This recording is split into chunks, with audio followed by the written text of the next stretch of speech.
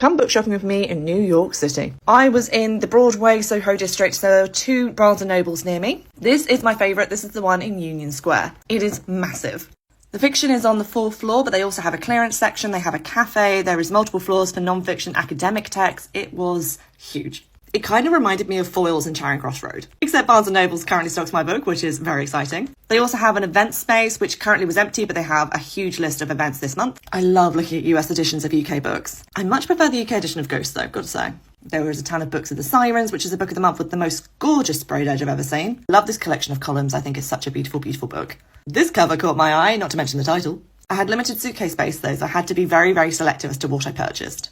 Some more historical fiction, and In Memoriam by Alice Wynne. I now have this in every single format. I did buy that paperback copy because I needed that edition. I got the lift down to the ground floor because the escalator wasn't working, but I got a good chance to have a look at the events list. Sadly, none while I was there. I then travelled to Washington Square Park and I went to one of my favourite thrift stores in New York City. This is the Housing Work bookstore. However, last time I was here in 2019, it was just books. Now it is a lot of books and clothes. Sadly, there wasn't as many books this time round.